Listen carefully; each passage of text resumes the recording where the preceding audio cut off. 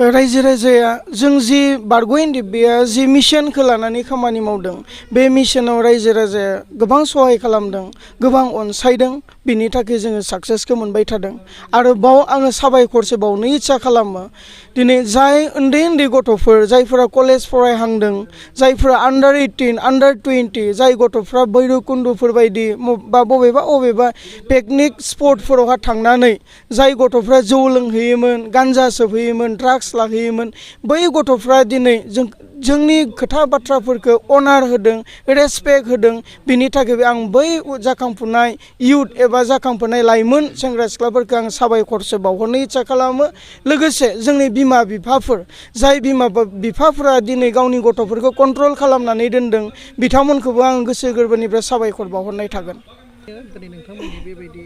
जों जि मिशनखौ दिनै लानानै खामानि मावदों बे मिशना जोबलांनायनि बाथ्रा नङा जों दिनै प्रयटेक्ट एरियायाव प्रयटेक्ट गामिनो लाइजाम होनानै प्रयटेक्ट एरियायाव जोङो मोनसे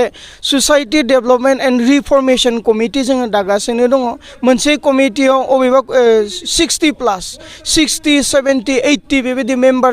मेम्बारफोरखौ लानानै जोङो बे कमिटिफोरखौ दागासिनो दङ जेब्लानोखि जों गुतै जोंनि बे उदालगुरि डिस्ट्रिक्टआवहा गुतै बे कमिटिफोरखौ ओनसोलारि कमिटिफोरखौ दाखांगोन अब्लानिया जोङो गासै ओनसोलारि कमिटिफोरखौ जोङो लाफानानै सावरायगोन आरो जों माखासे आयेनफोरखौ बानायगोन आरो बै आयेनफोरखौ जोङो मोनफ्रोमबो गामिफ्राव सार्कुलेट खालामगोन आरो बै आयेनफोरखौ मानिनानै सोलिनो थाखाय जोङो मोनफ्रोमबो गामिफोरखौ रिक्वेस्ट खालामहरगोन बेबायदिहै जोंनि खामानि मावनाया जोबनानै थाङा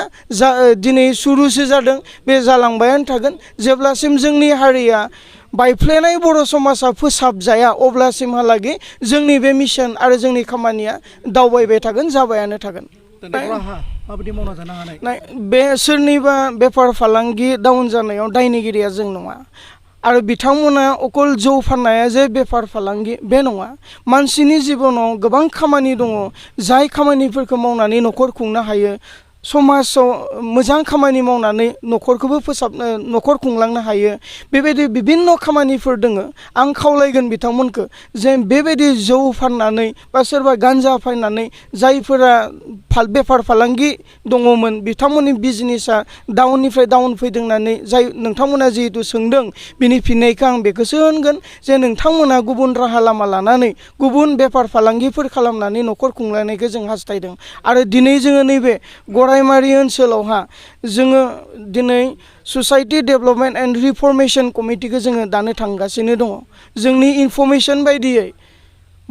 गोबां बे ओनसोलावहा जों भुटाननिफ्राय आरो अरुणाचलनिफ्राय गान्जा फालांगि खालामग्रा भुटान आरो अरुणाचलनिफ्राय गान्जा लाबोग्रा व्यक्तिफोर दङ बिथांमोनखौ जोङो साबधान बानि होनो इच्छा खालामो बावैसोनि समनि गेजेरावनो जोङो रायजोनि सिग्रोमनाय रायजो राजाखौ लानानै जोङो सिग्रोमगोन बै सिग्रोमनाय समाव जुदि तथ्य मोनोब्ला बिथाङा रायजोनि पानिशबो मोनगोन बिनिखाय दानिफ्राय लानानै सांग्रां जाखानो थाखाय आरो गासै बेफोर बेफार फालांगिखौ नागारनानै समाजनि गनायजाथाव खामानि मावनो थाखाय आं खावलायहरगोन आरो मैयानि तारिखआव जोङो कुबेरालि ओनसोलाव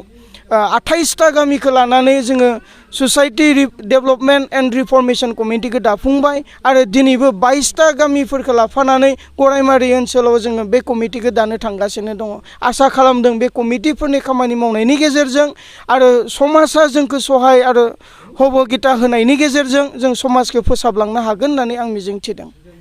आं बेखौनो बुङो जे आं साबायखर बावदों दहायबो आं बुंदों जाय व्यक्तिफ्रा बारग' एनडिएफबिआ जि मिशनखौ लानानै खामानि मावदों बे मिशनखौ गोसो गोरबोजों आजावदों जोंखौ अनार होदों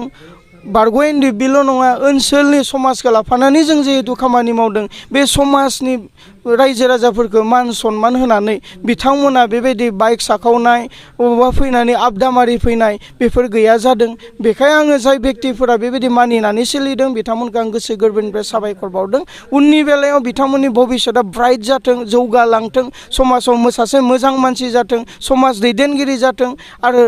फैबाय थानाय समाव सासे गिदिर अफिसार जाहैथों आं बेखौसो गोसो गोरबोनिफ्राय आनान गसाइनियाव आर'ज गाबहरो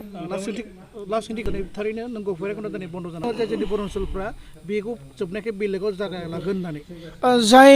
जोंनि ओनसोलाव जि रिजर्टफोर दोङो जि धाबाफोर दोङो आं खावलायगोन जे नोंथांमोना आन्डार 25नि गथ'फोरनो जाहाथे जौ होआ सिगारेट होआ थांखु होआ आं बेखौ खावलायगोन आरो बेखौबो आं बुंगोन दिनै जाय बेक्तिफोरा सिगारेट फानो थांखु फानो जौ फानो अन्नानै आङो खावलायगोन जे आन्डार 25 जाय गथ'फ्रा फरायफुबाय थादों जाय गथ'फोरनि